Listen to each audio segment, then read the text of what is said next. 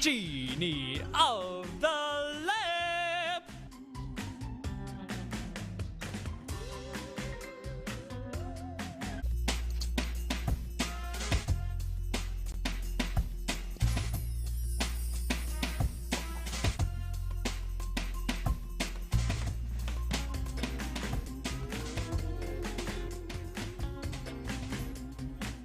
Ladies and gentlemen, please take your seats.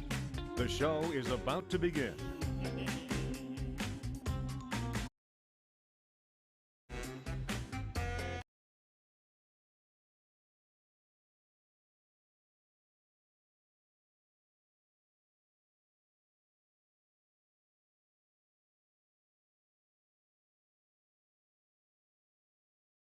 Ladies and gentlemen, please take your seats. The show is about to begin.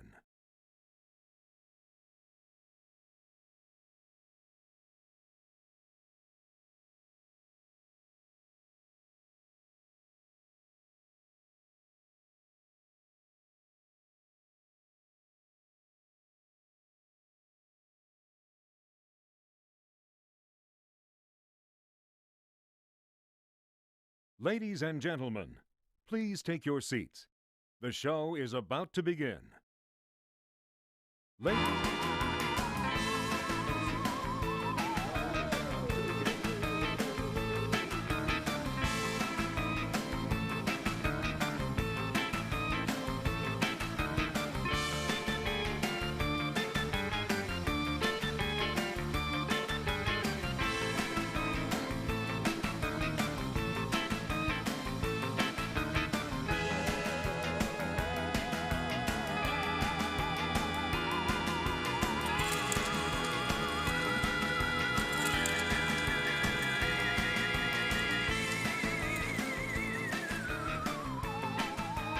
Hey everyone, welcome to Truth Live Shenanigans. Some ghosts took over our show for a second, but here we are.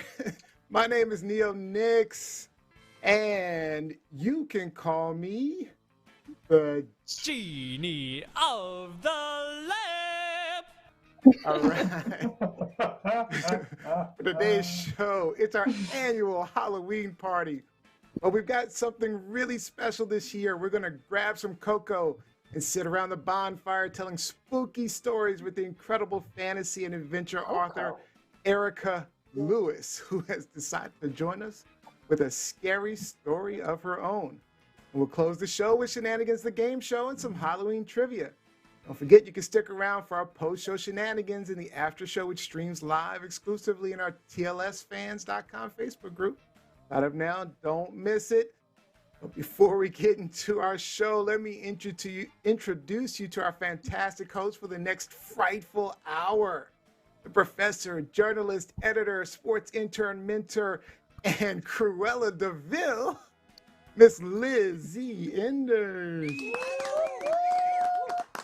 Happy Halloween, everyone. Happy Halloween. Cheers to the freaking Halloween. I hope you all had a fabulous week. Lots of frights, lots of ghouls and goblins. Hopefully you got some tricks in with your treats. It's going to be a great show for you guys today. Great show. And our gamer, tech guru, bona fide rock star with the rock band Fallen Machine, and Iron Maiden. And today, coming to you from Sudbury, B Rock. What's up, everyone? Happy Sunday, fun day, happy Halloween. It's, I hope, like Liz said, I hope you've had a really great week. I know that Joe and I got an unexpected surprise yesterday. Our neighbors threw a Halloween party for some kidlets. So just across from our great big picture window, there were kids aged 2 to 8 years old participating in all kinds of activities, a scavenger hunt, and wow, we were watching some alien movies, and then just hear the kids laughing. So it's like, all right, that sounds like fun. What's going on over there? Awesome. And our model, actress, college student, and witch for the day out of Atlanta, Georgia, Gianni Storm. Okay, you guys. Okay, I'm a witch, but I'm a queen skeleton witch. Hold on, let me do the whole ensemble. Oh, look at that, queen skeleton witch. And I have my Ah. little. So, happy Halloween, everybody! I love Halloween. It's one of my favorite holidays, and I'm excited.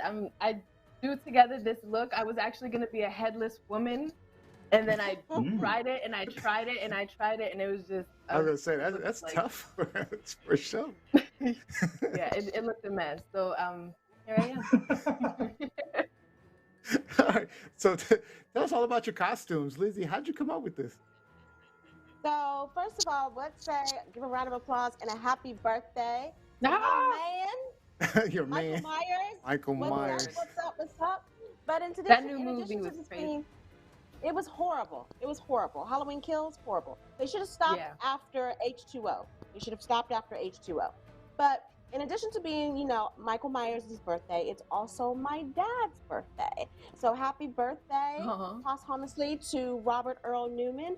If he was still with us, he would be 101 years old today. And so in honor of him, I am Cruella de Vil, character villainess from a 101 Dalmatians. Oh, nice. Robbie Rock, tell us about your costume. What's up? Well, this was just one of those finds. It was a plain skeleton mask with a hinged jaw that I found at one of the stores, and I decided to personalize it a little bit today with some stylish teeth, some black highlights just to make them pop. Of course, the reddened eyes, and my lovely skull fracture. Well, I guess it's more of an incision. But, Skull. okay, it's been cinched up. I thought you were wearing some type of not necklace, but some head something. I see it. Okay, now I see it. All right. Yeah, it's a screw plate Yeah, just to it keep does everything look together. Oh, Like a nice. bullet hole. It A does. bullet hole. Robbie got shot up out there in the streets.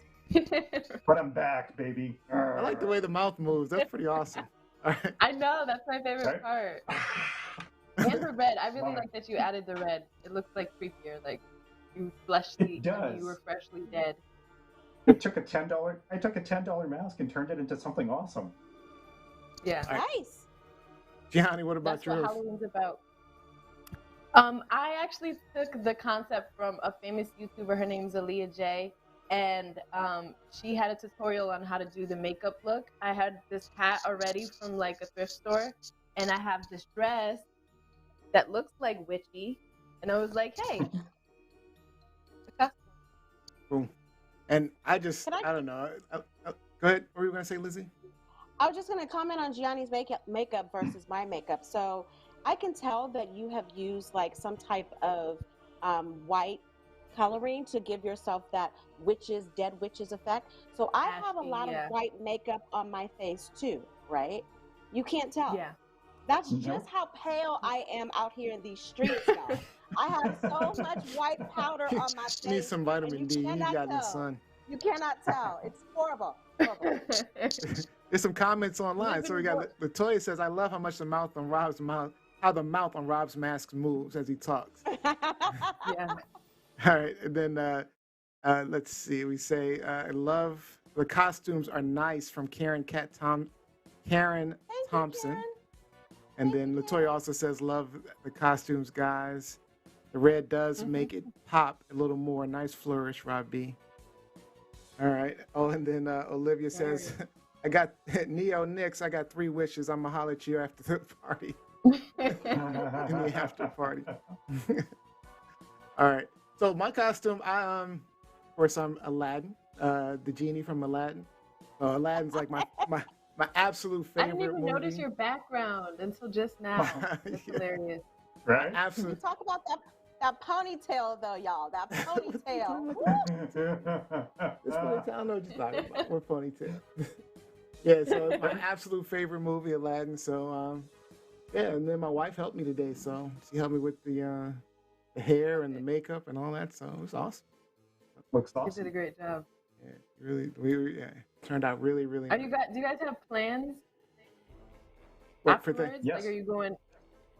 We're Yeah, probably trick-or-treaters at my door. we're probably gonna take the trick or treaters at the door too. Probably. Same. Yeah. So my man Oh, and I you're are on a gonna kick date? back and watch some movies. We got a date, hot Nice. date tonight. So we're gonna kick back and watch some Halloween movies. Look at- Let's hope you make it through the night. I mean, is anybody? So Gianna, you going trick or treating with your fam, with your friends? No, no trick or treating. I don't have friends, but I will be You don't passing have out. friends.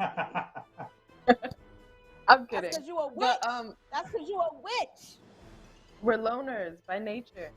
But no, I'll pass out candy. I'll pass out candy. There's a ton of little Hispanic kids in my neighborhood, so Really? All right. Olivia says, Neo Nix had a pony back in the day. Yeah, I did. you did. I wasn't bald with a ponytail though. Mike Winter says, I'm fitting to scare some neighborhood children.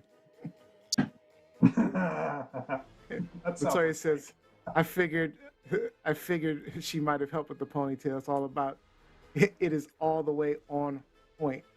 So It is laid. Keep my comments to myself.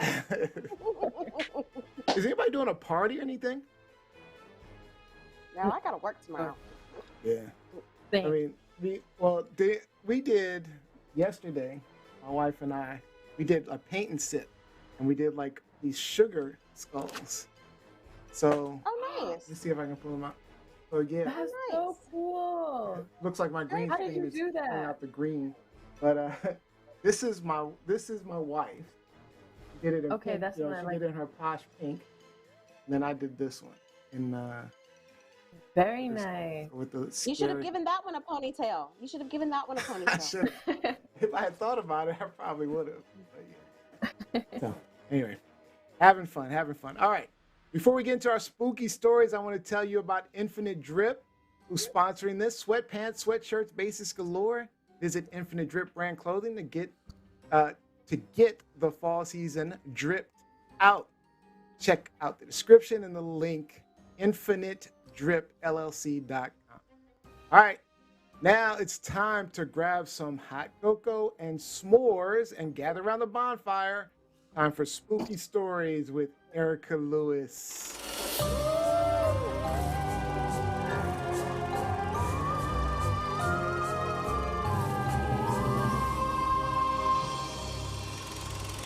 Ooh. Whoop, whoop. Welcome.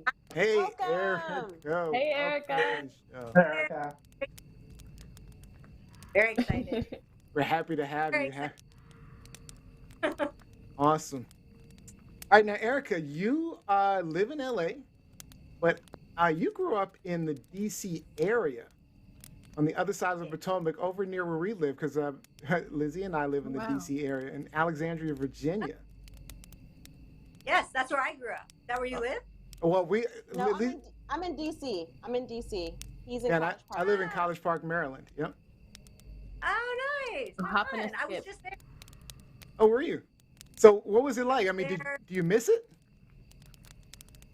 Yeah, I miss a lot of things about it. I mean, I don't miss the weather, but I mean, it's nice.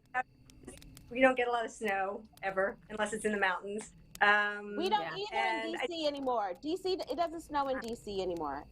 Doesn't snow in DC. That's what Well, we haven't seen my snow. mom is.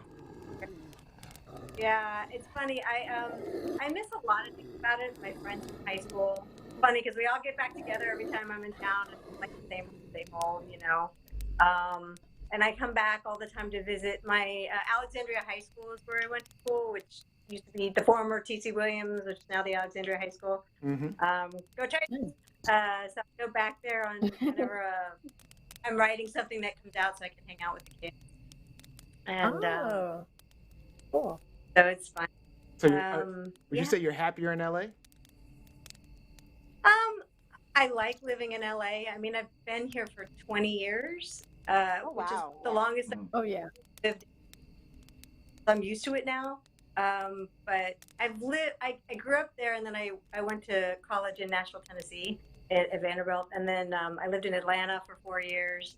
I was working at CNN back then, and then I lived in London for a year, and so I've kind of lived everywhere. Oh wow. Okay. Yeah. Alexandria's home.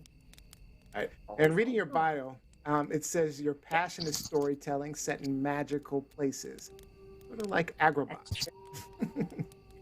I do a lot of stories. Yeah. And it says that when you're not writing, you're either traveling or scribbling on notes in a blank book while wandering through abandoned buildings and all kinds of museums and graveyards. So is that how you get your Graveyard. inspiration? Well, um, yeah, it's kind of funny because I, I when I lived in London, I studied a lot of stuff in Ireland, a lot of Celtic history, a lot of mythology, and we go back now as a family frequently every summer if we can. The pandemic we weren't able to, but a lot of my inspirations. In fact, I have a book coming out in March that's my new middle grade series, which I'm really so excited about. It's like after my heart. I can hold up the advanced reader copy here. What's that, called Kelsey? Kelsey Murphy and the Yeah, you want to read it? Kelsey Murphy and the Academy for the Unbreakable Arts. Exactly. Nice. Exactly. Very It was nice. actually by on the Isle of Skye, which is a part of Scotland right now. Back in early Irish history days, it was sort of all big melded together back even pre-Celts. There was a goddess named Skyhawk. She was a warrior goddess that taught all of the biggest heroes in Irish mythology how to fight. And so I actually went to the ruins of what they call Dunsky Castle, which she's called the Shadowy One, and she inspired the school that's in this story. So yeah, Shadowy a lot of one. that. Ooh. Now, you've done comics and novels. So you've done like Yes. Game of Shadows, Firebrand and the Incursion, Guardian, the 49th Key, and you have your current book is All of the Dragons. It's your debut young adult novel just released. Tell us about that. This came out October 1st, and it's a story about the first. Well, I shouldn't say the first. It's about the very first dragon. So, where King Arthur's stories and legends were the end of magic in Wales, this is mine and R.A. Salvatore, who crossed the story with me. It's our interpretation of the birth of magic in Wales. So it's the beginnings of Merlin, the beginning long before King Arthur and Merlin existed, and sort of the dinosaur evolutionary version of where the dragons kind of evolved from. And so this just came out. It is a story that we did in partnership with a company called Temple Hill Productions that did all kinds of movies and adaptations. The Hate to Give, Twilight, Maze Runner, so many. So I was actually back east with this book, did an event together, which was really fun because it's just now opening up, so it's kind of nice to Yeah. I had to get my booster, and then I was going to schools, but it was great. I was so fun, and I don't care if I have to mask up. I'm just happy back in front of the readers, to have a little bit of because writers really story. I mean, me and it. So, yeah, exactly. Yeah. All right, so it's officially story time. So I know you brought a scary story for us, so we're all excited. Okay. So, Erika, I'm gonna turn it over to you. Tell us your scary story. Okay. So it's really funny that you're talking about Alexandria because my scary stories obviously all started there. I do have a weird relationship with ghosts. I do that they tend to find me sometimes, and I say that, and I inherited because this happens to my son sometimes, especially when he was little. But it all started on my riding my dirt bike through Fort Ward, which of course is in Alexandria, through the graveyards there. You had to cut through Episcopal to get there from where I lived, and all of a sudden I would feel like weird things were kind of following me home. It would get cold. And then at about the age of 8, my mother decided that she was tired of wrapping our Christmas presents. And she decided that I in particular should be, because my fingers were, for some reason I was a better wrapper. She would stick them all in this tiny little closet, which should say enough about the story. She would stick them in a closet she would be like, "Oh, it's okay. Just close your eyes when you're wrapping yours." Which, of course, at 8 years old, of course, then you know What? everything you're getting. But setting that aside, so yeah, parenting 101. This is what it comes from being a Gen X. So all the presents would be there, but it would always be at night, and she didn't want either anyone else seeing, the wrapping, and so she'd close the door, and I'd have my light that would, tiny little flashlights in there, and there would just be presents everywhere. And it started the first year with just like knocking, like hearing these weird sounds, and of course freaked out, run out, and she'd be like, "No, it's fine, it's nothing." Okay, the next year the lights would start flickering, and this would go on and on and on, and things would move, and I never really put much stock in it because I was like, okay, it does, like, I could sense when ghosts were around because it would get really cold, or I would feel fingers sort of creeping over my back, and it would out, but after Yeah. a while you're like, okay. But then, and I swear to God, I know I wasn't asleep. One year, Fort Ward was, I think, the fifth largest Union Civil War facility, and I know. Did you guys see that movie Poltergeist? Yes, Right? yeah, Of course. definitely. Oh my One of God. my Of favorites. course. Yes. Of course. Terrifying. I mean, yeah. Well, all of the houses that were built in our neighborhood were new, and they were built on top of all of this land that had once been fought over with the Civil War. Ah, And so Mm. something the really weird graveyard. is going on. Yeah. And so literally one night, the last night, I will never wrap these presents again. The lights all went out. And you could just see a little bit of glow coming through the door, and all of a sudden, this huge wave of freezing comes over me. And when I flicked Ooh. the lights back on, I saw all of these like Civil War men, soldiers from like young. We're talking, from 10, maybe up to 16. Not old. I think I was like 10 years old myself, and they were wounded. Like they were like coming through in almost like a line of them, and I ran out, and that was the last time I Oh ever my I God. was in that closet again. I was like, no, I'm not going back in there. But yeah, so that Chills. was one. Yeah, that was one. That was one of the worst ones. But I remember when my son was born, he was I guess at this point he would have been about 2 years old. And when I moved in the house that we live in now, the woman who had been living here died the day we went to settlement, and her daughter had sold the house. So what was weird is literally right after that, the lights started going on and off. My dog would be barking at nothing, like she'd go over to the corner of the room and just start barking, and it was like, okay, something weird is going on here. And so I went to visit some of my friends who are much more versed in what to do with ghosts, and she's like, light some sage, have a conversation with her, tell her you're taking care of the house and it's okay to move on. So I'd have these conversations and things would die down. And then all of a sudden, after I started to have kids, things started to pick back up again. And my son was about 3 years old, and I'll never forget this. I hear him talking out loud to his room. It's 2 a.m. I get out of bed, I come down, I open the door, and Jack is sitting up. He's having a conversation with this person. And I said, Jack, you need to go to bed. Who are you talking to? And he's like, well, I'm talking to this nice lady, but she won't leave me alone. And I was like, Oh. no. Oh my God. Yee.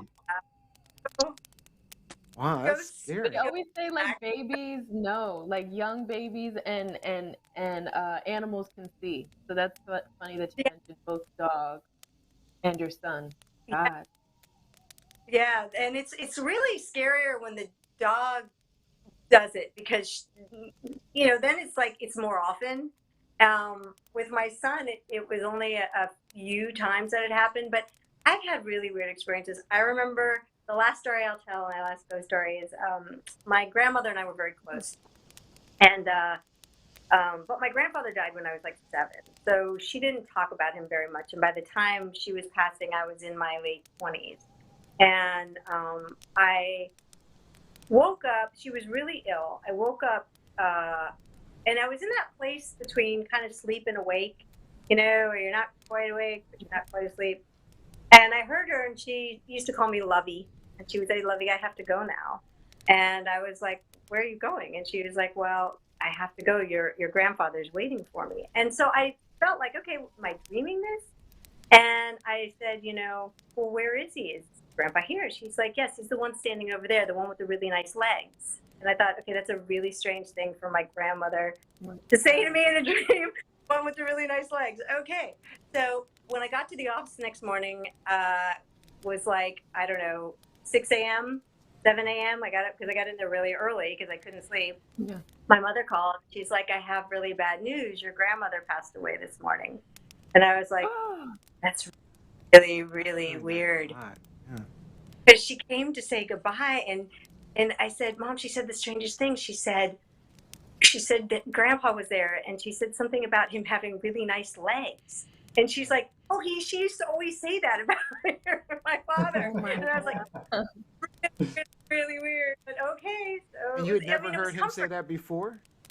I never heard her say that before, because he passed away long before I have hardly any memories of him. I was like 7 when he died. He died young, so it was really strange.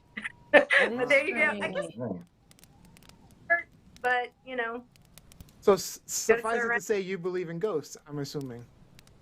I do, and what's really funny is, like, with her in particular, I'll smell her perfume sometimes. I don't know if that happens to any of you guys. Like, suddenly we'll smell a perfume that isn't, like, I'll be in my office and I'll smell, and I feel like she's there, saying hi or something. Yeah.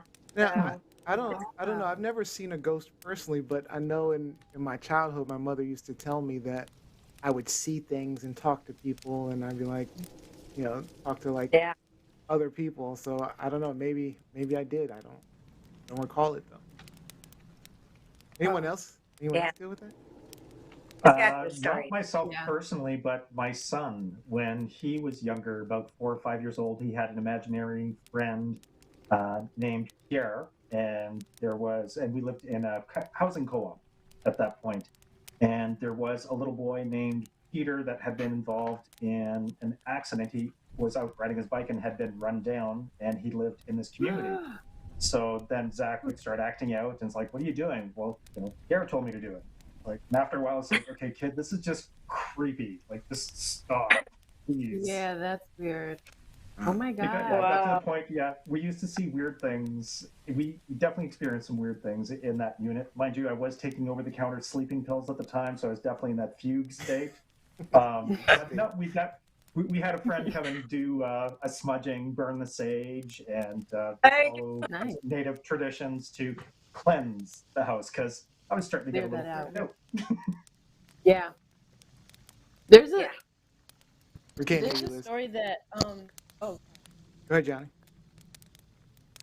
Oh, I was just gonna say really quick, in my hometown of Providence, Rhode Island, there was this castle that was in a city called Cranston in Rhode Island, and it was always like talks of this like ghosts and soldiers, like haunted soldiers. And actually, if you guys know the movie Hocus Pocus, Hocus Pocus 2 is being filmed in that same haunted castle that I knew when I was growing up. So yeah, it was a lot of like sights, and I have so many stories. What are you saying, Liz? I was just saying, with all of this evil out here, and, I watch a lot of scary movies. I love thrillers. That's my favorite genre of books and of movies. I always watch, like, my go-to channel is Investigative Discovery. I watch all of the killer shows. And so with that in mind, I'm always burning sage to keep the evil out. I'm always burning sage. You attract it. Yeah. Yeah. Smart. Yeah. And I sleep with the butcher knife underneath my pillow. But you say that before the killer gets into my room, I have sage burning. I have sage. All right, Lizzie, Rob, who wants to go next? Oh, go ahead. Go. Were you going to say something, Erika? I say go for the butcher knife before the sage if somebody comes into your room. I'm with Erika on that one. Absolutely. Like, the sage is for, daytime sense, if you will. Hopefully it'll encourage, the universe to keep the evil out. But if the evil comes in, I got something for them. I got something for them. Yeah. Oh wait, so I Don't see call a. me Cruella DeVille for nothing. So Karen Thompson says interesting stories yet somehow very believable. George Fournier points out he loves the costumes, and Thank you, Robin George. Johnson said working overnight, and one night my tech and I were talking at the same time. We both stopped talking and looked at each other. We both felt like a big dog brushed against our legs. Ooh. He's a veterinarian. He was on last week's show. That's crazy. Ooh.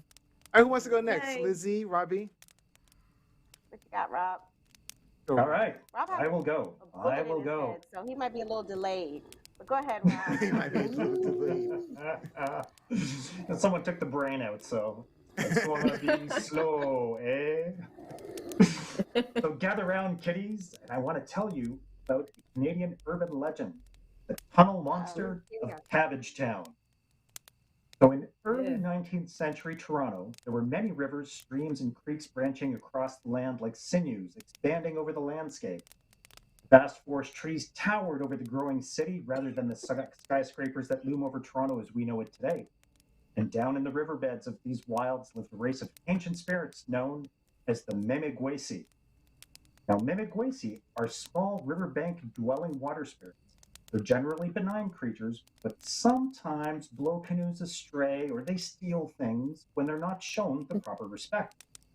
In some Anishinaabe traditions, Memegwesi can only be seen by children and medicine people, while in others, they can appear to anyone and may help humans to give them tobacco, or humans who give them tobacco and other gifts. Most often, Memegwesi are described as being child-sized with hairy, with large heads, and a strange voice that sounds like the whine of a dragonfly. The waterways of the growing city of Toronto were theirs. You can pull up the map, Neil. So you can see the existing waterways that were there previously, and that's where the Memegwesi lived. Now, these waterways were an issue for city planners and builders. The solution that was decided upon was that as the city expanded, the rivers and streams were built over and became a network of underground waterways buried beneath the city and merging with the sewer system. As early city builders found, it's actually quite difficult to completely erase a river, and many of the waterways that once penetrated downtown Toronto still exist, but they've been rerouted into underground culverts or underground waterways, secrets hidden away from the public view. The tunnel, please, Neil.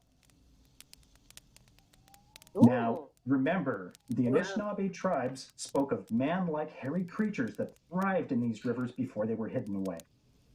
Flash forward to the 20th century, a time when most Torontonians have forgotten about the existence of these vast tunnel networks. That is to say, until one summer's day in 1978, in an area of the city known as Cabbage Town. Cabbage Town is located in central Toronto. A man named Ernest stumbled upon a secret entrance to the tunnels while searching for a lost kitten. He was certain that he had heard distress mewling down the alley beside his Parliament Street apartment the night before. So he decided to army crawl into the culvert about 10 feet, flashlight in hand. The tunnel gradually widened its black depths like an abyss. Something skittered ahead, and he steadied the flashlight, hoping to see his kitten. Was no cat caught in the beam. Picture, please, Neil. So, a pair of slanted red eyes bulged at him above the gaping, large-toothed mouth of a hairy, gray, bipedal creature about 3 feet long. Go away! Go away! It screeched. Then it ran off into a side tunnel. Terrified, Ernest shimmied back out of the tunnel and waited a full year before admitting to the Toronto Sun newspaper what he'd seen.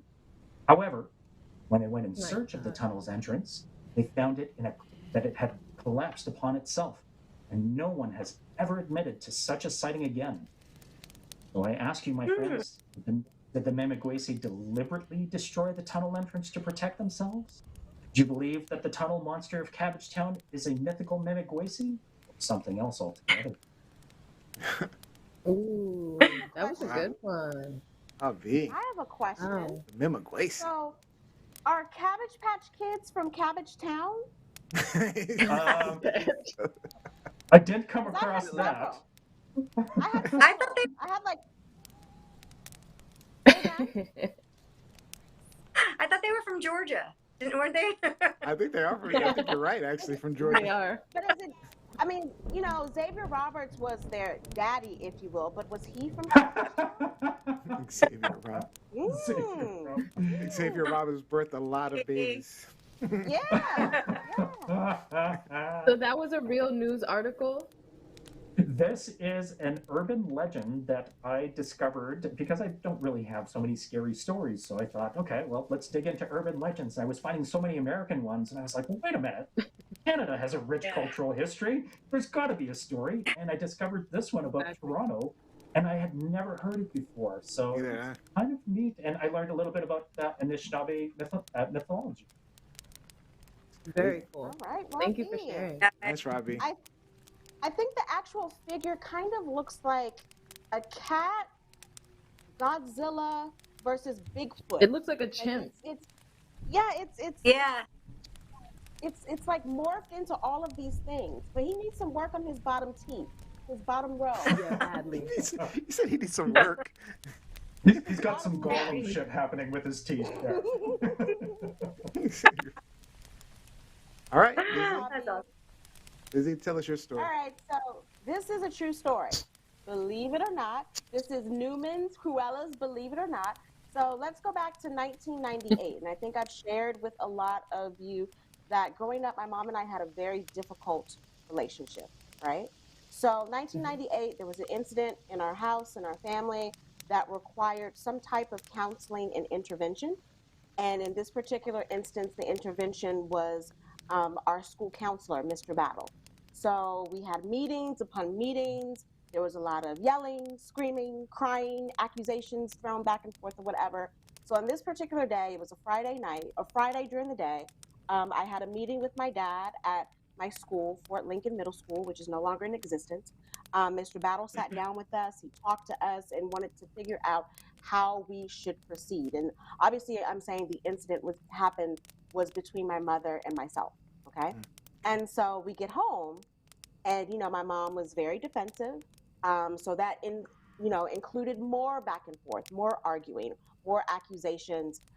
Everyone went to bed angry, all right?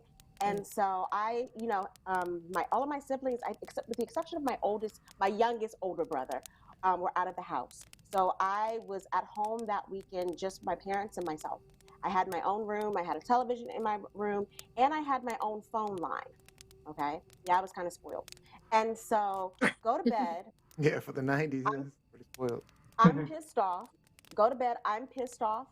My dad is pissed off and bewildered because he's just like, what the hell is going on? My mom is ridiculously pissed off.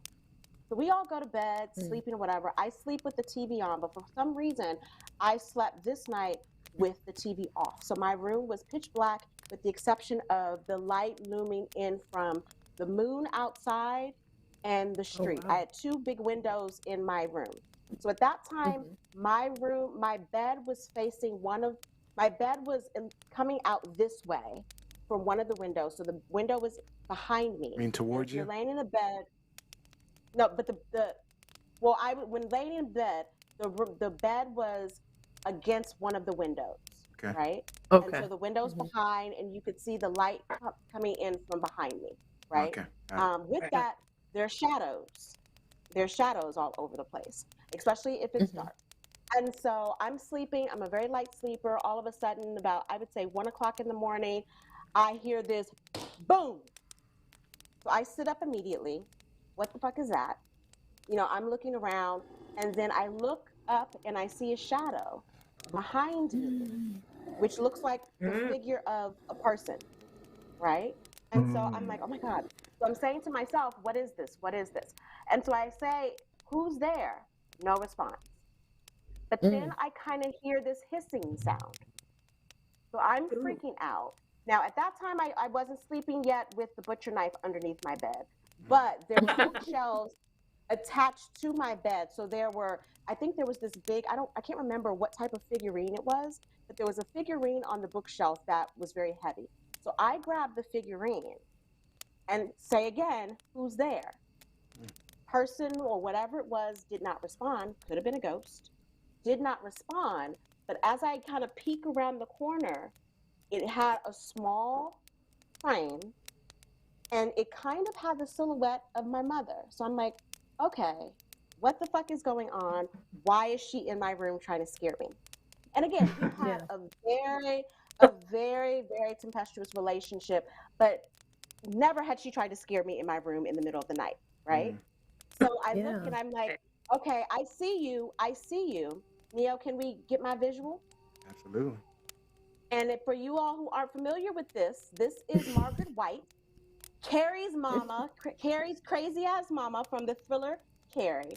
So as I turn around the corner, Carrie. around the corner again, and I'm like, who's there? The shadow, the silhouette, raises its hand with a knife. I could see the knife. I could see the shimmer of the knife as it bounced off the light in the room. So I'm like, oh my God, she's going to kill me. She's trying to kill me. So here it is. Here we go. Oh my God. And so I'm paralyzed because you think all the time when you see things like that, or even when I talk about now, you know, if the killer comes into my room, I'm going to grab the butcher knife. This is what I'm going to do. Maybe not, because sometimes your body paralyzes. I could not move. That's true. Yeah, I've heard Remember, of night terrors there's like there's a phone in my room, phone right next to my bed. I couldn't even get up to pick up the phone to call anyone. I couldn't scream out to my parents, to my dad. Yes, he and my mom, you know, we lived together. You know, they were sleeping in the same bed around the corner. I couldn't even scream. I was that terrified. So I must have sat in my position with my figurine in my hand like this for at least, I'm going to say 90 minutes. Wow. Peeking around, trying to see, like, is she going to kill me? Well, if she's going to pounce, come on, let's do this. Let's do this. I think I'm ready. Let's do this. And so finally, once again, I get enough courage. I'm like, who's there? Hissing sound again. So then we stay in our positions for, I would say, another 45 minutes. Kind of maybe peed myself a little bit. Peed yourself? Maybe a little bit because I was scared. But I'm thinking, okay, I wasn't even 14 yet. I was still 13. My mom is about to kill me. We've been fighting all day, all week, and this is going to be the culmination of all of that. And so just as I am about to, I get up enough courage in my body. I'm just like, okay, if she's not going to go, I'm going to come at her first. Just as I am about to pounce, the phone rings. The phone in my room rings. And so I'm like, oh my God, who's calling me? So I pick up the phone, still with, you know, the figurine in my hand. I pick up the phone. I'm like, hello, is it the police? No, it was my counselor, Mr. Battle. So I look at the clock. It's like maybe 6:30 in the morning now. Mr. Battle's calling. He was like, you know, I just wanted to call to make sure. I know it's early. I apologize, but you told me that you have your own phone line, so I'm not waking up anyone else in the house. I want to see if you're okay. I'm like, no, I'm not okay. She's in here. She's trying to kill me. He's like, who's in there trying to kill you? I'm like, my mother. She's behind the bed. She's trying to kill me. He goes, put her on the phone. He goes, put her on the phone. So I kind of get up. I go and turn on the light to put her on the phone with Mr. Battle. There's no one there. No one in my room. No knife in my room. Nothing. It was a combination of my anxiety, fear, and somewhat depression throughout the entire week, throughout this entire process that caused this psychosis in the moment that led me to believe that my mom was behind me with a knife trying to kill me. And so he was like, you know, he's like, is she there? What's going on? I'm like, okay, I'm going to go get her. So I run to my parents' room, burst into the room. I'm like, Mommy, you know, Mr. Battle wants to talk to you. She's laying in bed, could not have been more shocked than anyone. Like, what is going on with this child? She gets on the phone, and Mr. Battle, I don't know what they discussed. I don't even know if he told her what I had experienced or what my accusations were. But she got up, you know, because she had to go to bed, actually, it was a Friday, so she didn't have to go to work. But she got up, went downstairs, made some breakfast, and we went on throughout our day like nothing happened. I never mentioned it to my dad. I never mentioned it to my mom. I think I called my best friend Keisha Moore the next day and probably mentioned it to her. I can't remember if I ever told my sister Jackie, but it was one of those things where I think for the next 2 or 3 months, I slept with the light on. I already normally slept with the television on. But from this moment forward, I never slept in a dark room again. But for the next couple of months, I slept with the light on. So you think it was psychosis and not a ghost? Yeah, I don't think it was a ghost. I think it was my mind playing. In the words of the Ghetto Boys, this year Halloween fell on a weekend. It was my mind playing tricks on me. So I'm gonna just ask you, what if you're wrong? And I think she would have killed me. I think the ghost would have killed me. Wow. Really? So that's my story. What if it was It sounds like an Erika story. It sounds like some real life stuff. Yeah, that's creepy. That was very scary. Wow. But I never mentioned it to my mom. I never mentioned it to my parents because I'm like, there's already a lot of stress in this house right now. I'm not adding that. They probably would have committed me at that point. Right? I've already got a counselor. I don't need a psychiatrist. Yeah. Latoya Blakely says, even if it was just your mind, that's still scary as hell. Yeah, it freaked me out. And thankfully, it was on a weekend, so I didn't have to go to school the next, because I was in no position to go anywhere the next day. None. I was just walking around the house like a zombie, and then looking at her, every time she passed me by in the house, I'm, looking at her like, was that really you? Were you really The human brain is a scary thing. Nothing scarier than when working against you. That's Latoya Blakely. True. All right. So that's my story. That's a crazy story. That's a scary one. That is a scary one. That was a good one, Liz. Good job. Gosh. you got me. This guy got us all messed up a little bit. All right, so let me get. I still love Halloween, though. I still love Halloween, y'all. I still love Halloween. All right, so Gianni wanted to go last, so I'm gonna go ahead and tell my story next. And I don't have a scary personal story. I couldn't think. I mean, I have a bunch of scary personal stories, but nothing like spooky. So, all right. So my story starts in the halls of the Cecil Hotel, believed by some to be the deadliest hotel in America. You must have watched the Cecil series on Investigative But Discovery. this story just happened just 8 short years ago. The Cecil Hotel, built in the 1920s, is located in downtown Los Angeles near the infamous Skid Row. Some people believe the hotel is haunted or perhaps possessed by demonic spirits. The seedy, low-budget hotel has been the site of numerous unsolved murders and multiple suicides. It also served as the home of serial killers Jack Unterweger and Richard the Night Stalker Ramirez, who were long-term residents. The hotel was so bad in the 80s. Another long-term resident, Kenneth Givens, claims the hotel averaged 1 to 3 911 calls a day. Former hotel manager Amy Price confirms this, saying that there were 80 deaths just during her time as manager. In one tragic event and a mind-boggling suicide in 1962, after a fight with her husband, Pauline Otten jumped from a 7th-story room and landed on an unlucky pedestrian on the sidewalk below, killing them both. Another patron in 1964, Pigeon Goldie Osgood, who gained her nickname because she frequently fed pigeons in nearby Pershing Square, was found raped, beaten, and stabbed in her room, and that case still remains unsolved.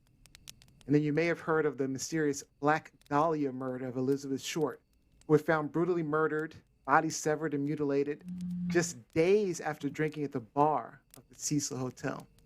There have been so many mysterious deaths and occurrences that Cecil was the inspiration for the horror series American Horror Stories Hotel. Ooh, yeah. All right, so fast forward to 8 years ago. January 26, 2013, Canadian college student Alyssa Lamb arrived in Los Angeles via Amtrak train from San Diego. Her next stop was to be Santa Cruz as part of her solo trip along the West Coast. The trip was a break from her studies at the University of British Columbia in Vancouver, Canada, also her hometown. And her family did not want her traveling alone, but she compromised with them and said that she'd check in with them every day with a call. Now, during her time in LA, she stayed at the Cecil Hotel. But strangely, on the day she was supposed to check out, January 31st, they didn't receive a call. Her family called the Los Angeles police, who searched the Cecil Hotel for her, but they could not find her. So the police decided to review the camera footage from the Cecil Hotel. This is where things got really eerie. They found Alyssa on video in the hotel elevator, but she was acting very strange. Now, Alyssa can be seen stepping into the elevator. She calmly pushes a bunch of buttons. She stands back, waiting for the doors to close. But it doesn't.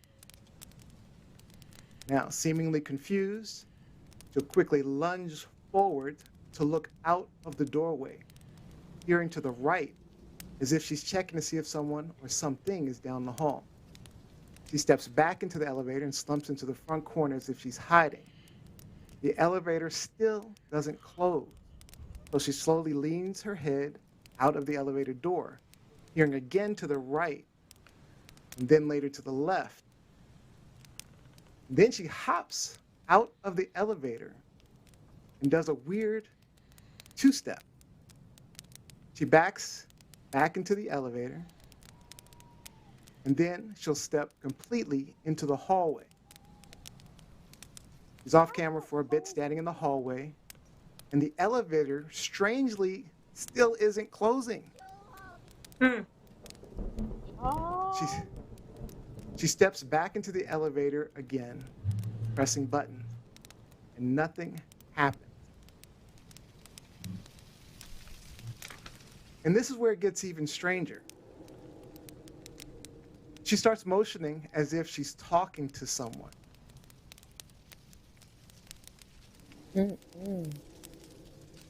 Here she's pressing the buttons. I'm tripped out about that elevator. Still not closing. Elevator still not closing. How about All right, so she... Say it again, Liz. I'm just telling her, how about you get off and stay off? That's what I would have done. Yeah, where's the stairs? All right, now she's talking in motion. It's like she's talking to someone who's not there, right next to her, right? But there's no one on the camera. At one point, it looks like she's pleading with someone, some invisible apparition. But still, no one else is captured on the video except Alyssa. Now, shortly after that, she goes completely off screen in the opposite direction to the left. And then about 30 seconds later, after nearly 4 minutes, no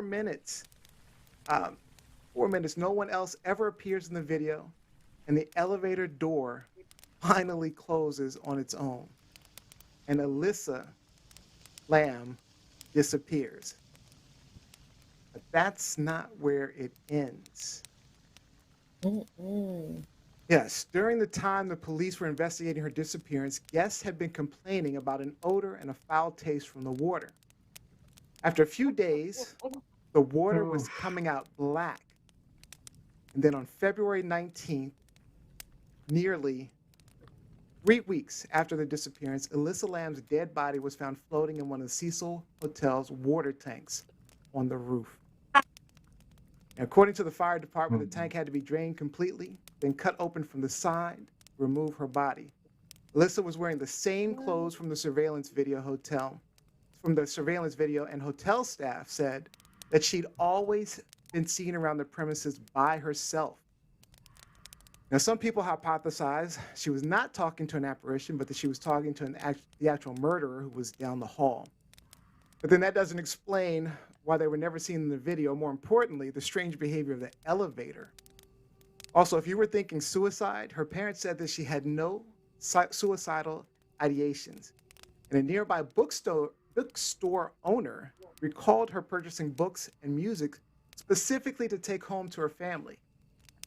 And she may have been suffering from mental illness, but others believe demonic forces preyed on her, leading her to the Cecil Hotel and ultimately her death. Her death was officially ruled an accidental drowning, but to this day, no one knows exactly how Alyssa's corpse ended up in the hotel's water tank or if anyone or anything might have been responsible. Ooh. Neo. That's great. So I just want to say the Creepy as reason why I hell. responded the way I did to Neo was because this morning there was a marathon on investigative discovery about the Cecil Hotel. I think I watched 5 episodes today, and one of them was about the Night Stalker, Richard Ramirez, and they said in the documentary that he used to walk the halls of the Cecil Hotel in his underwear, sometimes naked, blood covered in blood after he presumably killed someone. But no one called the police. No one reported it because that was not out of the ordinary for activity at the Cecil Hotel. Yes. Oh. That's how crazy this place was. That's how crazy this Why did they choose that place? Yes. Because it was cheap. Right. Because it was cheap. Like when it opened in the 20s, it was kind of a lavish, back then, what would have been considered a boutique hotel. But then, you know, as time progressed, and you know, the Four Seasons and the Ritz and all of these other trendy hotels open, they never really upgraded the Cecil. And so you had a lot of drug dealers who lived there, a lot of prostitution that was there, a lot of other criminal activity. But like Neo said, a lot of killers live there as well. Murders. Still there? Is the hotel it's still there. It's been renamed. Oh, they need to burn it. I actually probably driven by it before. I know what it is. Don't want to go in. What's it been renamed? Don't. Just so that. Yes, they can avoid it. I mean, like, I don't want to go. I'll find the name for you before we close out. But Okay. that was renamed, and I know it. I just don't remember it. It's been renamed Stay on Main. Stay on Main. Stay on Main. Yeah. Okay. Because Don't stay on there's me. no amount of Don't stay on Main. Especially you, Erica. You're in LA. That's not an inviting name. That's not an inviting name at all. I know. My question to the panel is, what do you guys think Thank happened you. to Miss Elizabeth? There's not enough sage out there to clean this place, man. Oh, there's no way. I would never touch it. They say that after. What do you think happened to her? I don't know. They say that after the incident, bookings went way up for a while. Course. Because people Dark tourism. Yeah, they want to. Dark tourism's a thing. I mean, I can't say I probably wouldn't have stayed there. I may have taken a visit just so I could see that elevator up close and personal. Yeah. But yeah, that's interesting. I have my own theory about what was going on with her. I mean, I think it was similar to what you were describing. I mean, I didn't want to make this part of the story, but she was supposedly suffering from some mental illness.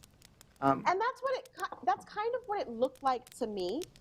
That it wasn't necessarily a ghost or any other type of presence there, because physically nothing came at her. Like nothing forced her to move. Yeah. There was nothing, no movement. Well, explain the elevator, though. Yeah, why the elevator? You said this was 8 years ago. How old is that hotel? But why? As soon as she walks away, 30 seconds later, it closes on its own. Why?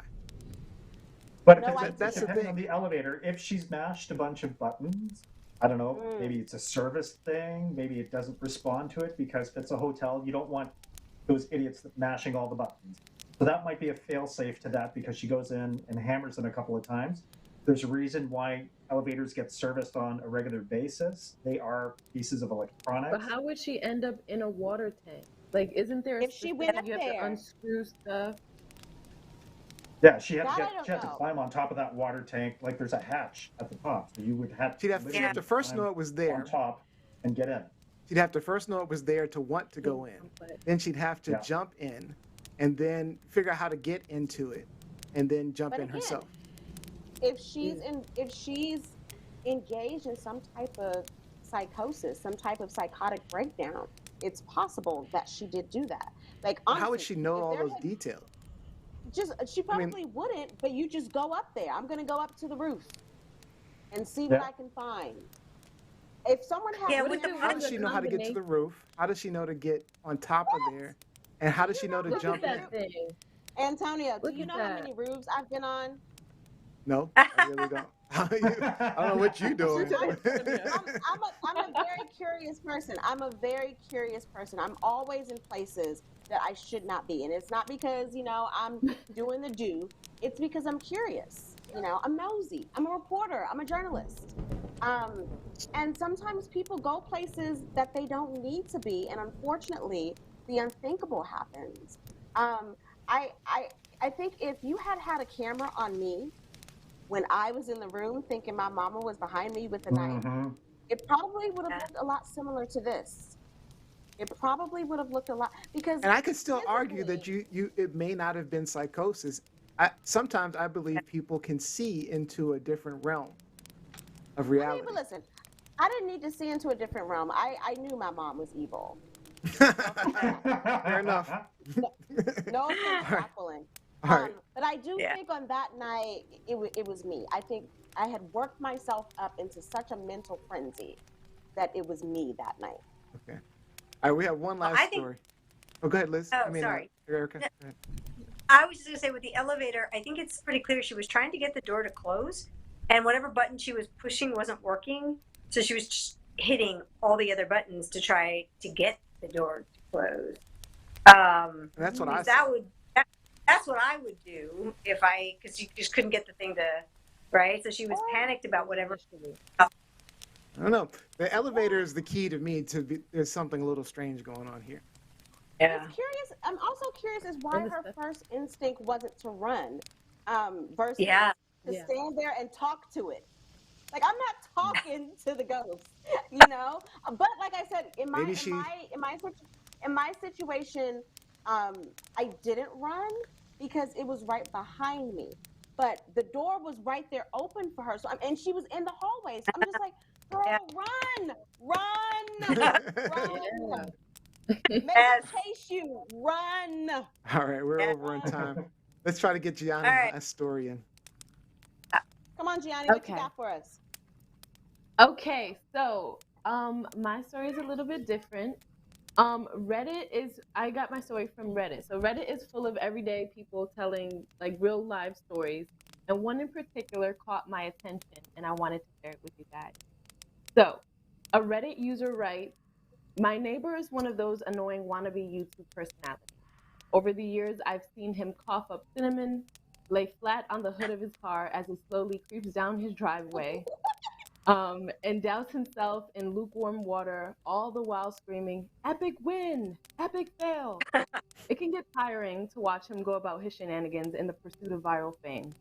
So when he knocked on my door the other day and told me he was going away for a few weeks and asked that I get his mail, honestly, it was a relief. I can't explain the peace of mind I had knowing I didn't have to brace myself for any of the stupidity for a while. So things were normal for the first couple of days. He received a few bills, a bit of spam, and what I could only assume was a birthday card. Then, one evening, I got home to find a cardboard box waiting on his front porch. In big red letters was written, 'Return to sender.' I'm no small fry, but I admit I had trouble lifting the box on my own. It was really freaking heavy. Lugging it lugging it across the road to my house was even harder. And I quickly realized there was no way I was going to drag it up the stairs and through my front door. So I decided I'd leave this package in my garage. In hindsight, I should have set the package down while I struggled to open the tricky door to the garage. But you know how it is when you've got a good grip on something. There's no point in setting it down if you don't have to. It was as I kicked the door for a third time that I lost my grip on the package and it fell to the ground. I heard a light crack inside. Shit, I cursed. I hope I hadn't broken anything important, but I figured I just wouldn't tell my neighbor about it and let him assume the break happened en route. Hands-free, I finally managed to get the garage door unstuck. and boy, did it screech in protest as it rolled up and over me. I dragged the box the rest of the way, setting it in the corner for whenever my neighbor would come back to claim it. Then I forgot all about it, until a few days passed, that is. I'm not sure exactly how long it took for the smell to waft in from the crack under the garage to the house door, but it came in a slow progression. It was a sickly sweet odor similar to a skunk, and for the first few days after I smelled it, I genuinely assumed that's exactly what it was. Roadkill that had left its mark on my house. It was only when I realized the scent was growing more intense instead of fading that I was looking for a source. That's when I opened the garage door, and that's when the odor knocked me back. Holding my nose, I had to identify the culprit. The only change in the garage was the box in the corner. I remember thinking it must have been one of those meat of the month subscription boxes. The meat must have gone rancid from being left out of the fridge for so long. How much meat could have been in there for the box to have been so large and heavy? I covered my nose as I approached the box, a pair of scissors in my hands. I probably wouldn't have needed them to open it, as it had become so soggy enough at the bottom to poke through with a finger, but I wasn't about to poke my finger into spoiled meat juices. My scissors tore through the tape along the top of the cardboard box. I thought the smell couldn't get any worse, but as I flipped the flaps open, I discovered a whole gamut of stink. I was met with waves of piss, sweat, and putrefaction. It was so bad that I staggered back and, not ashamed to admit, that I ran out the door for a breath of fresh air. When I returned to the garage, the flaps of the box were still open. I was prepared with a clothespin pinning my nostrils shut, a garbage bag in one hand, and the strongest cleaner I could find in the other. But as it turns out, I didn't need any of those things. I wouldn't have to touch or clean the contents of that box. I would only have to suffer the nightmares every night. You see, there was meat in that box, but it didn't come from a cow or a pig. No, it was worse than that. It was my neighbor. Dead, still in one piece, but dead. I called the cops, and naturally they took me in for interrogation. Thankfully, they soon realized I wasn't involved. They showed me the footage only once, and my neighbor was sitting in the box outside of a shipping facility, laughing as he told the world how he was going to mail himself across state lines. Are you kidding me? No. Flashlight. His friend closed the lid and presumably dropped him off for shipment. Throughout the next couple of hours or days, my neighbor recorded a few short clips about his progress, and then on the last entry, the box toppled over, he broke his neck, that was it. Yet there was one thing I didn't tell the police after they showed the video. One thing I heard in the footage that will haunt me to the day I die. Just after the topple that broke his neck, I heard the familiar screeching sound from my garage door. Wow. That's just a dumbass. Why would he do that? I mean, some people kind of, that's it. Nobody really deserves bad, but some people earn it. But you get what you get. Sometimes you get That reminds me of those pranks. Some people earn it. Play stupid games. Yeah. Win stupid prizes. Win stupid prizes. All right. Mail myself. Good job, Gianni. All right, so that is all for story time. This was fun, guys. I really enjoyed it. This was a lot of fun. So, Erika. I love marshmallows. Oh, yeah. I just want to give you a chance to kind of just give any shout outs, share any final thoughts, or anything that you'd like to say. Thank you for having me. This has been so. I love Halloween. I hope everybody has a great Halloween. Since it is Sunday, I guess none of us get to have too great a Halloween, but a little bit of fun, And make sure you pick up her book. The link is in the description, so grab her book. You have to check it out. All right.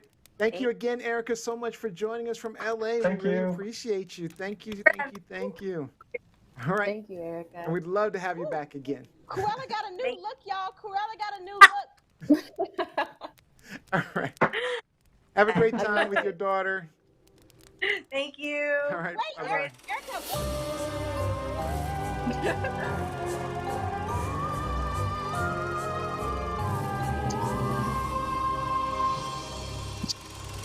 I wanted to ask Erica what her daughter was for Halloween. Oh, my bad. You waited too long. All right. Heck, well, you know, we had a wardrobe malfunction over here. You know what? I was like gonna it like ask this. Liz, how did you get your hair under the wig? And then I saw your hair was blow dried. Yeah, so it's well Cute. not blow dried, but like pulled back into a bun. So it's a big old huge bun Oh, at the okay. bottom. And then It's I have split. a scarf on. So what you saw was like my scarf, but it's blow dried underneath. There's still a big Okay. hump like right here. There's a big old knot Look at you, Yeah. Rob. with all of that. Not visible. Dancing to Oh. the I'm just grooving to the music. I like this better. I like this better. All right, well, You like the we're white over side time, so better. we'll probably skip the after show today. But we'll go ahead and continue. Let's do our game show. What are we Yes. doing? Halloween Game Game trivia. show.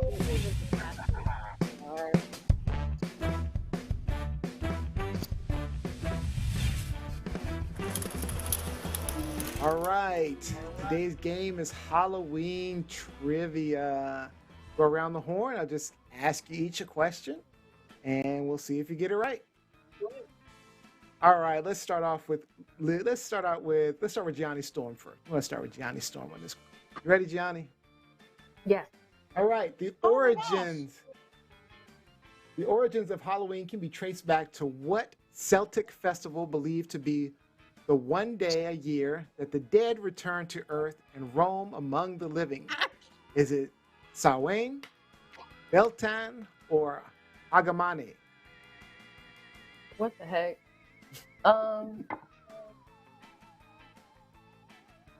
Beltane. Beltane? Ah. Oh, Beltane. No. that is Good Samhain to you, my incorrect. friend. Good Samhain to you. Due to its origins on the ancient Celtic festival of Samhain, Halloween is said to be more Irish than St. Patrick's Day. Wow, I didn't know that. Oh. All right. Well, I mean, All right. because I didn't most either. people in Ireland don't celebrate St. Patrick's Day, first of all, first and foremost. All right. Not to us Americans, but another conversation. Okay. This is for Robbie. One of the most time-honored ways to celebrate Halloween, the wearing of costumes, can be traced back to ancient Celts. What was the original purpose behind donning a costume and mask? To protect themselves from evil spirits, to disguise themselves from their neighbors, or to frighten their naughty children? I'm going to go spiritual and say to protect themselves from evil spirits. All right, protect themselves. I lost my makeup, trying to fix my makeup. See, we're all breaking down. We're all breaking down. I know. No, I was itching. I didn't realize it. You are correct, Robbie, to protect themselves from evil spirits.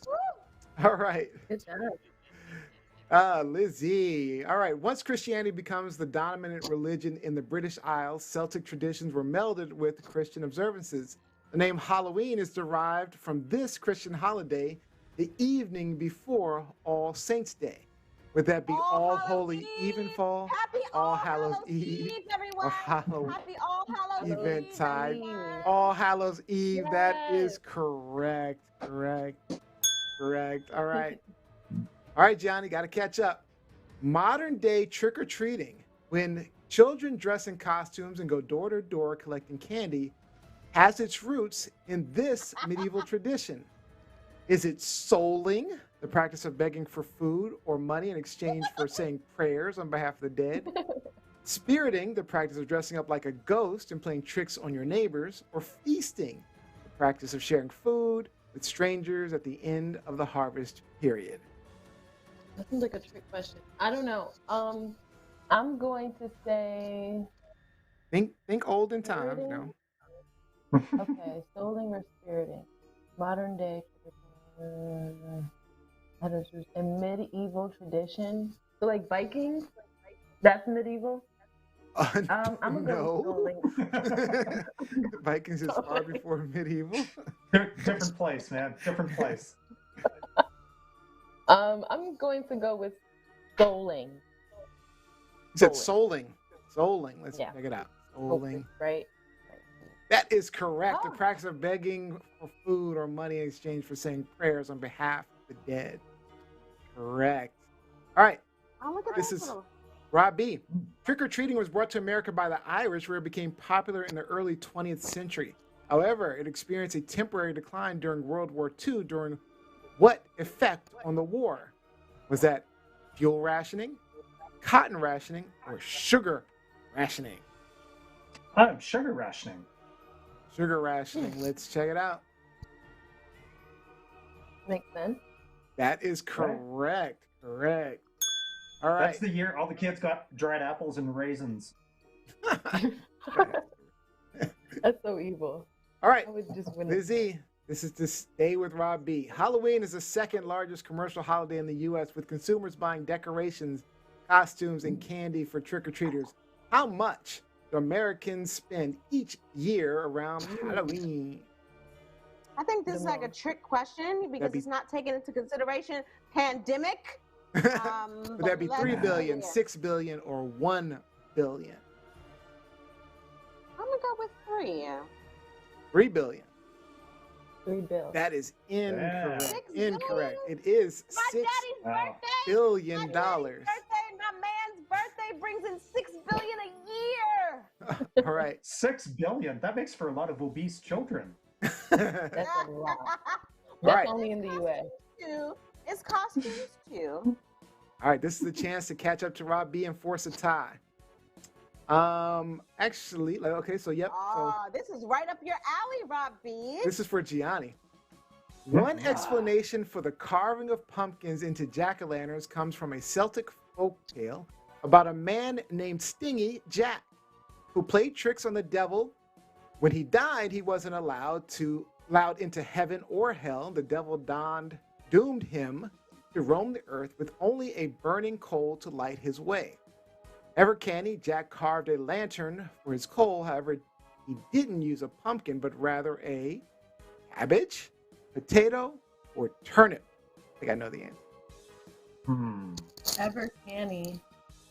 Jack carved a lantern for his however he did. There's that cabbage again, Rob B. There's that cabbage Right? town again, reference. Cabbage.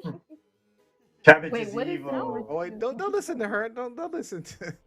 He's It's a trying to trick you. sidebar. Don't let her psych you out. Lizzie is going through a metamorphosis or a over here. turnip. I think this one looks I'm gonna better. It does look say nice. Yeah. That's hard. I'm gonna say a cabbage. It's between that Cabbage. and You're going with potato. cabbage. You're going with Lizzie's cabbage. Okay.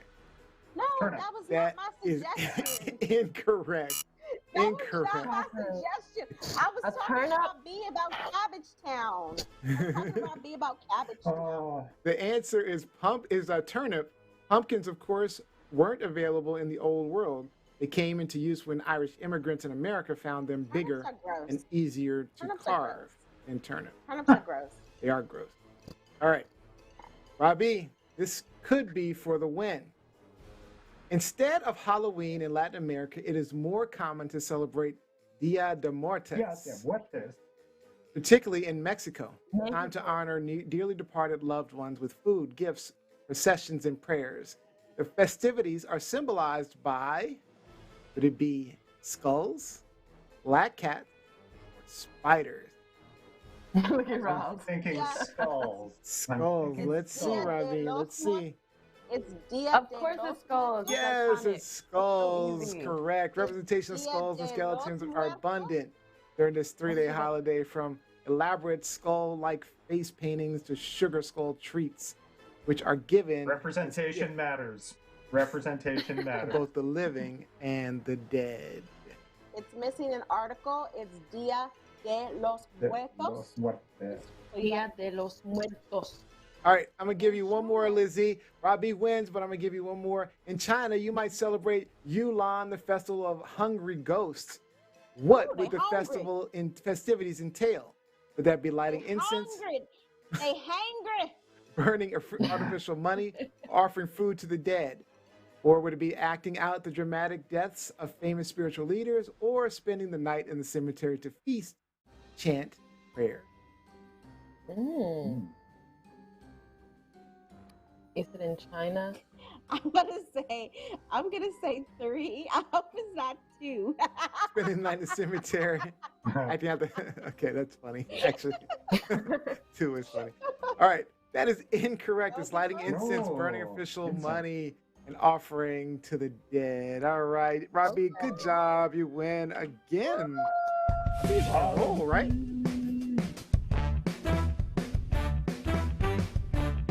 I believe you are on a roll with. Robbie all right. ain't on a roll. He didn't win last week. That's right. He did not win last week. I think he's got 3 out of the last 4, though. But all right. You know why? All right, let's get some shots.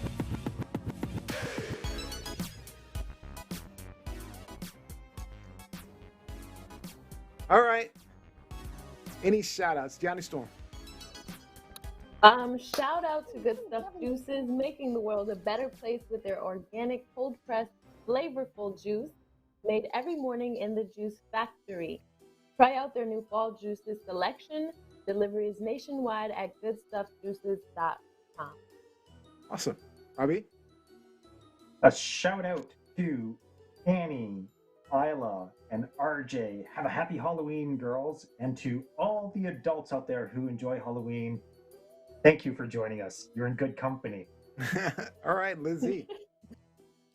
Shout out to all of the Halloween haters out there. We don't like you. We don't support you. And we Haters. still doing our shit. Whoop, whoop. Michael Myers said hello, everyone. Happy birthday to my dad. Happy birthday, Quinn McKittrick. Whoop, whoop, whoop, whoop. All right. My shout out goes to my lovely wife who put up with me putting this costume together. You know, I get a little impatient. So I run. Put up with that ponytail. Put up Yeah, with she that worked this. ponytail. She did the ponytail. Yep, that's her doing right there. Is she gonna grab it? Is she gonna grab it? Is she gonna grab it? Snatch that off your head. So shout out to my lovely wife. Appreciate all your help because you definitely put up with me. All right. And the final shout out goes to the winner of our Pet Shenanigans of the week, Nesme Dolores' tiny little puppy, winking with the caption, "I'm a good boy," Poo-poo. and then That means parentheses, he's bad. pretending to That be a means he's good bad. boy. That means he's bad as shit. But I ain't boo-boo. I really am a good boy. All right. To see photos of all the pets or to post your favorite pet's photo or video, make sure you go to TLS Pet Shenanigans Facebook group. Also, mypetshenanigans.com. The photo with the most likes and comments gets a TLS shout out each and every week. And that is officially all the time we have for today's show. Take us home, Robbie. Take us home. I'd like to thank all of you guys for joining us. We hope that maybe you learned something, gained a new perspective, and got some things off your chest. And of course, that you had a spooky good time. We'll be back live streaming next Sunday, November 7th, 4 p.m. Don't forget, the audio version of the podcast is available every Monday after 6. And the party will not be continuing today since we ran over time. But our final thought for the day goes to Rob B. Rob B, close us out. So this is just a reminder to everybody out there. If you are going out this evening, if you are driving at all, please make sure you've got your lights on, your fog lights on, and be slow. Be aware that kids are just hopped up on sugar and not paying attention. They're going to be running across the street, so just be on the lookout for them. And kids, now be on the lookout for the cars. All right. Thank you, Rob B. All right. Thank you, Lizzie, Gianni, Rob B. Our people behind the scenes, always working hard to bring you an awesome show. Gianni, Ellen, Nesme, Jose, Olivia E. But most importantly, thank you for watching and listening to Shenanigans every week. We hope you have a wonderful, wonderful Halloween. Wigs, y'all. Have a, I gotta wear these wigs, y'all. have a wonderful Halloween. I'm not used to this. All right, guys.